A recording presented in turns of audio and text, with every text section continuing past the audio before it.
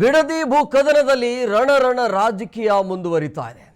ಪಂಥಾವನದ ಡೆಡ್ಲೈನ್ಗೆ ಕೇವಲ 24 ಗಂಟೆ ಒಳಗಡೆ ಮಾತ್ರ ಇರೋದು. 24 ಗಂಟೆ ಇಲ್ಲ, ಯಾಕಂದ್ರೆ ನಿನ್ನೆ 26ನೇ ತಾರೀಕು ಬೆಳಗ್ಗೆ 11 ಗಂಟೆ ಅಂತ ಹೇಳಿದ್ರು.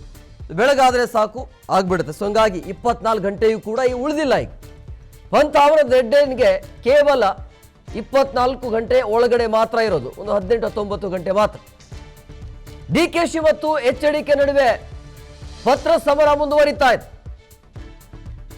ಈಗ ಸಿಎಂ ಡಿಕೆ ಶಿವಕುಮಾರ್ಗೆ ಕುಮಾರಸ್ವಾಮಿಯಿಂದ ಮತ್ತೆ ಪತ್ರ ಹೋಗಿದೆ. ಡಿಕೆ ಶಿವಕುಮಾರ್ ಕೊಟ್ಟಿದ್ದು ಡೆಡ್ಲೈನ್ 26ನೇ ತಾರೀಕು ಬೆಳಗ್ಗೆ 11 ಗಂಟೆ. ಜೂನ್ 27ರಂದು ಬಹಿರಂಗ ಚರ್ಚೆಗೆ ಬರಲು ಅಧಿಕೃತ ಪತ್ರ ಕುಮಾರಸ್ವಾಮಿಯಿಂದ. 26 ಬೇಡ 27 ಅಂತ. ಜೂನ್ 27ರಂದು ಬೈರಮಂಗಲಕ್ಕೆ ಅಲ್ಲಿ ಬರಬೇಕು ಅಂತೇಳಿ ಆಹ್ವಾನ ನೀಡಿದ್ದಾರೆ. 26ಕ್ಕೆ ಡಿಕೆ ಶಿವಕುಮಾರ್ ಕಡೆಯಿಂದ ವಿಧಾನಸೌಧ, 27ನೇ ತಾರೀಕಿಗೆ ಬೈರಮಂಗಲಕ್ಕೆ ಬರಬೇಕು, ರೈತರ ಜೊತೆ ಈ ಸಮಸ್ಯೆ ಚರ್ಚೆ ಆಗಬೇಕು ಅನ್ನೋದು. ಸ್ಥಳದಲ್ಲೇ ಜನರ ಸಂಕಷ್ಟವನ್ನು ಆಲಿಸಲು ಜಂಟಿ ಭೇಟಿಗೆ ಮತ್ತೊಮ್ಮೆ ಪತ್ರವನ್ನು ಬರೆದಿದ್ದಾರೆ ಕುಮಾರಸ್ವಾಮಿ. ಪತ್ರದ ಜೊತೆ ತನ್ನ ಬೈರಮಂಗಲದ ರೈತರ ಜೊತೆ ಕೂತ್ಕೊಂಡು ಚರ್ಚೆ ಆಗಬೇಕು ಅನ್ನೋದು. ಸೊ ಇದು ಎಲ್ಲಿಯ ತನಕ ಹೋಗುತ್ತಾ ಗೊತ್ತಿಲ್ಲ.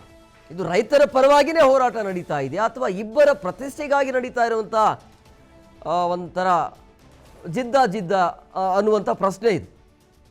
ಇರಲಿ, ಅದರ ಸಮಸ್ಯೆ ಏನಿಲ್ಲ. ಆದರೆ ಈ ರೀತಿ ಸವಾಲಿಗೆ ಪ್ರತಿ ಸವಾಲು ಹಾಕಿ ಅದರ ಬಗ್ಗೆ ಚರ್ಚೆ ಆದರೆ ಒಳ್ಳೆಯದು.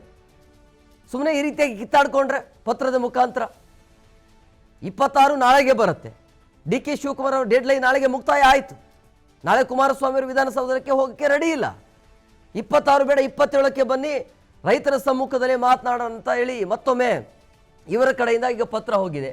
ಅದಕ್ಕೆ ಶಿವಕುಮಾರ್ ಕಡೆಯಿಂದ ಯಾವ ರೀತಿಯಾಗಿ ಮತ್ತೆ ಪತ್ರ ಹೋಗುತ್ತಾ ಅಥವಾ ಇಲ್ಲಿಗೆ ನಿಲ್ಲಿಸ್ಬಿಡಪ್ಪ ಅಂಥೇಳಿ ಹೇಳ್ತಾರಾ, ಆಯಿತು ನಾನು ನನ್ನ ತಂಡವನ್ನು ಕರ್ಕೊಂಡು ಬರ್ತೀನಿ, ನಿಮ್ಮ ತಂಡವನ್ನು ಕರ್ಕೊಂಡು ಬನ್ನಿ ಅಂಥೇಳಿ ಏನಾದರೂ ಪತ್ರವನ್ನು ಬರೀತಾರಾ, ಅಥವಾ ಇಬ್ಬರು ಫೇಸ್ ಟು ಫೇಸ್ ಕೂತ್ಕೊಂಡು ಚರ್ಚೆ ಆಗತ್ತಾ ಇಲ್ಲ, 27ನೇ ತಾರೀಕಿಗೆ ಕ್ಲಾರಿಟಿ ಸಿಗುತ್ತಾ ಇಲ್ಲ ಅನ್ನುವಂಥ ಕುತೂಹಲ ಇದು. ಒಂದು ಕ್ಲಾರಿಟಿ ಕೊಡಬೇಕು, ಇಲ್ಲಾಂದರೆ ಇಬ್ಬರು ಇದು ಬೇಡ ಅಂತ ಇಲ್ಲಿಗೆ ನಿಲ್ಲಿಸ್ಬಿಡ್ಬೇಕು. ಇದು ಈ ರೀತಿಯಾಗಿ ಮಜೆ ತಗೊಳ್ಳೋದು ಸರಿಯಲ್ಲ.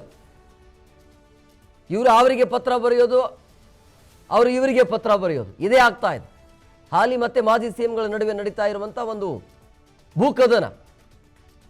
ರೈತರು ನಿರಂತರವಾಗಿ ಹೋರಾಟವನ್ನು ಮಾಡ್ಕೊಂಡು ಬರ್ತಾನೆ ಇದ್ದಾರೆ. ಅದಕ್ಕೆ ಇದುವರೆಗೂ ಕ್ಲಾರಿಟಿನೇ ಇಲ್ಲ. ಒಂದು ಕಡೆ ಕೆಲವೊಂದಿಷ್ಟು ರೈತರಿಗೆ ಚೆಕ್ ವಿತರಣೆ ಬೇರೆ ಆಗಿದೆ, ಮತ್ತೊಂದಿಷ್ಟು ರೈತರು ಪ್ರಾಣ ಹೋದರೂ ಪರವಾಗಿಲ್ಲ, ನಮ್ಮ ಭೂಮಿಯನ್ನು ನಮ್ಮ ಜಮೀನನ್ನು ನಾವು ಯಾವುದೇ ಕಾರಣಕ್ಕೂ ಕೂಡ ಬಿಟ್ಕೊಡೋದಿಲ್ಲ ಅಂತೇಳಿ. ಬಿಟ್ಟು ಕೊಡಬಾರ್ದು, ಯಾಕೆ ಬಿಟ್ಟು ಕೊಡಬೇಕು ಅಂತ. ಕೊನೆಗೆ ಕೈ ಹಿಡಿಯೋದೇ ಭೂಮಿ ತಾಯಿನೇ. ನೀವು ಕೋಟಿ ಕೊಡ್ತೀರಿ ಅಂತ ಹೇಳಿದ ತಕ್ಷಣ ಭೂಮಿಯನ್ನು ಬಿಟ್ಕೊಡೋಕ್ಕಾಗತ್ತಾ? ಫಲವತ್ತಾದ ಭೂಮಿ ಅದು. ಗೊತ್ತಿಲ್ಲ ಈ ಒಂದು ಟೌನ್ಶಿಪ್ ವಿಚಾರ ಅಥವಾ ಡಿ ಕೆ ಶಿವರ ಕನಸು ನನಸಾಗತ್ತಾ ಅಥವಾ ಕನಸಾಗೇ ಉಳಿಯುತ್ತಾ ಗೊತ್ತಿಲ್ಲ.